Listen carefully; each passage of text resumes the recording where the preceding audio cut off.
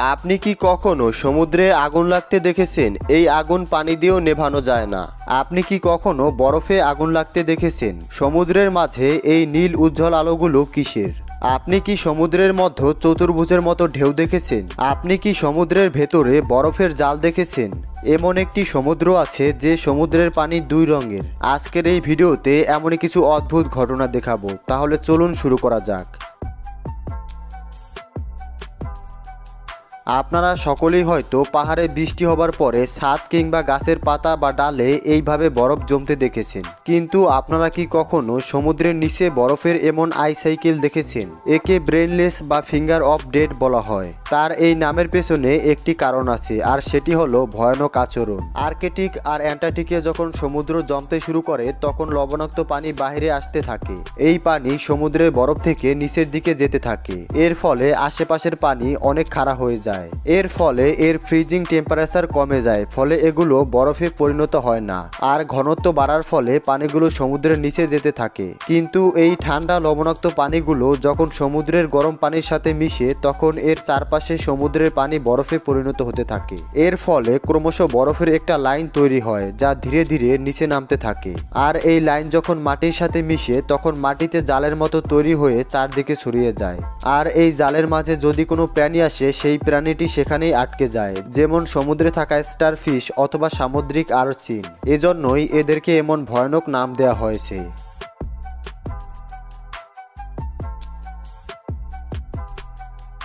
এই ভিডিওটি দেখে যে কোনো মানুষই চমকে যাবে, কারণ আমরা সকলেই জানি পানি আগুন নেভানোর কাজে ব্যবহার করা হয়, তাই পানিতে আগুন লাগাটা অস্বাভাবিক একটি ঘটনা। তবে আপনি হয়তো জানেন না, পানির নিচে অনেক জ্বালানি গ্যাস থাকে। অনেক সময় নদী বা সমুদ্র থেকে এসব গ্যাসগুলো বাহিরে আসতে থাকে। প্রশ্ন হলো কিভাবে বুঝবেন যে গ্যাসগুলো বাহিরে আসছে? এগুলো যখন বাহিরে আসে তখন সেই স্থানে পানিতে বুদবুদ দেখা যায়। সেখানে আগুন লাগানোর সাথে সাথে সেখানে ভয়াবহ আগুন লেগে যাবে। আপনি চাইলেও পানি দিয়ে আগুন নিভাতে পারবেন না।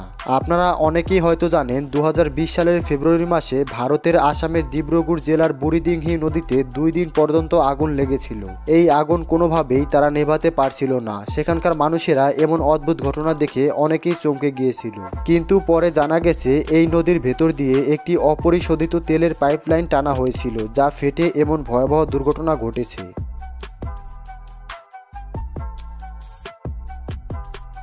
রাতের অন্ধকারে সমুদ্র থেকে এমন আলো নির্গত হওয়াটা অস্বাভাবিক, আর এমন আলো দেখতে মনমুগ্ধকর হলেও অনেকটাই ভয়ানক। রাতে চেন্নাইয়ের তামিলনাড়ুতে সমুদ্রে ঘুরতে আসা মানুষ সমুদ্রের ঢেউয়ের সাথে এমন নীল আলো দেখতে পেয়ে তারা চমকে যায়। তারা অনেকেই ভয়ে সেখান থেকে চলে যায়। তারা সকলেই এই রহস্যজনক ঘটনার কারণ জানার জন্য অনেক বেশি উৎসাহিত ছিল। হওয়াটাই স্বাভাবিক।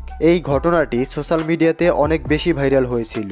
বৈজ্ঞানিকভাবে এটিকে বায়োলুমিনেন্স সায়েন্স বলা হয়। তাছাড়া এটিকে সি স্পার্কলস অর্থাৎ শৈবাল থেকে উৎপন্ন প্রাকৃতিক ঘটনাও বলা হয়।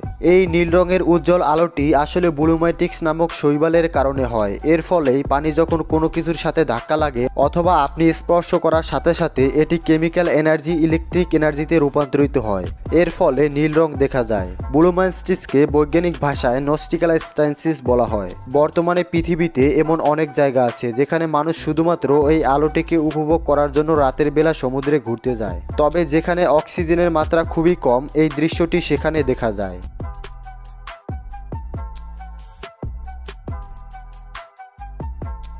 আপনাকে যদি প্রশ্ন করা হয় সমুদ্রের ঢেউ কেমন হয়, তাহলে আমাকে বোকা ভাববেন, কারণ সকলেই জানি সমুদ্রের ঢেউ কেমন। কিন্তু আপনি কি কখনো চতুর্ভুজ আকৃতির সমুদ্রের ঢেউ দেখেছেন? আপনি হয়তো ভাবছেন এমন আবার সমুদ্রের ঢেউ হয় নাকি? তাহলে নিজেই দেখে নিন।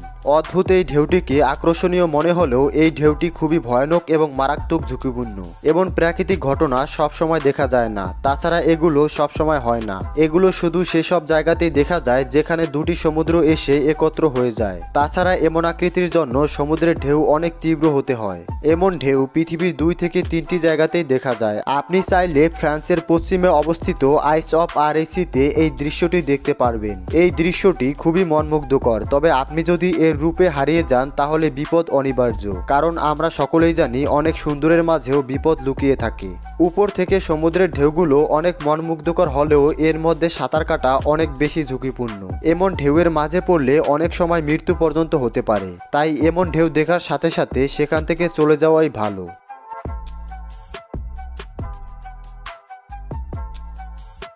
এই ভিডিওটি দেখে যে কোনো মানুষই প্রথমে বিশ্বাস করতে চাইবে না, কারণ এই ঘটনাটি অনেকটাই অবিশ্বাসযোগ্য। আসলে এখানে দেখা যাচ্ছে ক্রমান্বয়ে বরফের গোল সমুদ্রের তীরে জমা হচ্ছে। এই বরফের গোলাগুলো একেবারে গোল গোল বলের মতো। এমন গোলাকৃতির বরফ দেখে মনে হবে কোনো শিল্পী এগুলো বানিয়েছে। তবে এটি একটি প্রাকৃতিক ফেনোমেন। আসলে আবহাওয়া ঠান্ডা আর তীব্র বাতাসে বরফগুলো সমুদ্রের ঢেউয়ের সাথে ঘুরতে ঘুরতে এমন গোলাকৃতি ধারণ করেছে, আর ধীরে ধীরে এগুলো ভাসতে ভাসতে সমুদ্রের কিনারে এসে জমতে থাকে।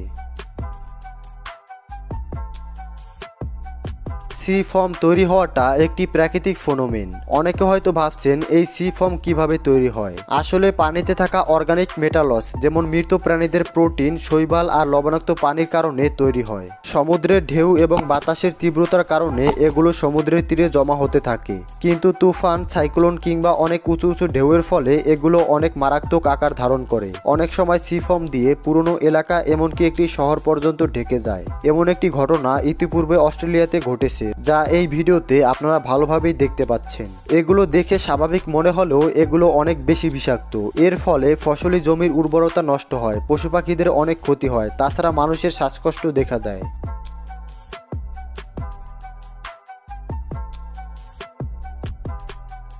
অনেক সময় দেখা যায় সমুদ্রের ঢেউয়ের সাথে খণ্ড খণ্ড অনেকগুলো বরফ তীরে উছড়ে পড়ে। একে আইস সুনামি বলা হয়। যখন সমুদ্রের ঢেউ আর বাতাস অনেক তীব্র গতির হয় তখন এমন ঘটনা দেখা যায়। এই ঘটনায় অনেক সময় অনেক বড় বড় বরফের টুকরাও তীরে আসতে দেখা যায়।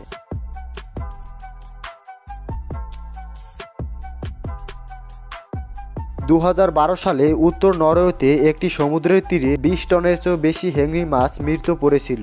আর অবাক করার বিষয় হলো এক রাতের মধ্যে মাছগুলো গায়েব হয়ে গিয়েছিল। কেন আর কিভাবে হয়েছে তা এখন পর্যন্ত একটি রহস্য। তবে বিজ্ঞানীরা অনেক রকমের অনুমান করেছে, কিন্তু তারা কোনো অনুমানের সপক্ষে প্রমাণ দিতে পারেনি। অনেকেই ভেবেছিল 2012 সালেই হয়তো পৃথিবী ধ্বংস হয়ে যাবে। যেভাবে মাছগুলো মারা গিয়েছে একইভাবে হয়তো সকল মানুষও মারা যাবে। অনেক বিজ্ঞানীদের মতে এই মাছগুলো সমুদ্রের ঢেউয়ের সাথে আবার সমুদ্রে চলে গেছে। যদি এমনটি হয় তাহলে মাছগুলো কোথা থেকে আসলো?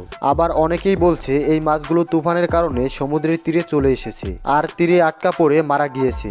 আবার অনেকেই বলছে হয়তো কোনো শিকারী মাছ তাদেরকে তাড়া করেছিল, তাই তারা পালাতে পালাতে সমুদ্রের ঢেউয়ের সাথে সমুদ্রের তীরে চলে এসেছিল আর তীরে আটকা পড়ে মারা গেছে। আবার অনেকেই বলছে কোনো রোগের কারণে এমনটি হয়েছে। তবে আপনাদের কি মনে হয় তা অবশ্যই কমেন্টসের মাধ্যমে লিখে জানাবেন।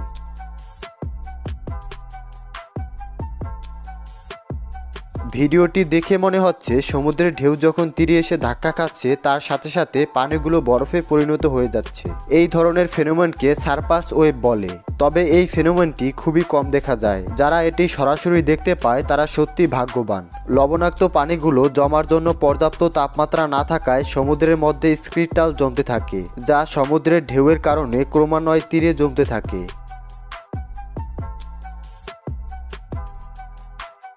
এর মধ্যে কোন ঘটনাটি আপনাকে সবচেয়ে বেশি অবাক করেছে তা অবশ্যই কমেন্টসের মাধ্যমে লিখে জানাবেন। আরও এমন ভিডিও দেখতে আমাদের চ্যানেলটি সাবস্ক্রাইব করার পর বেল আইকনটিকে অন করে রাখবেন। সবশেষে ধন্যবাদ।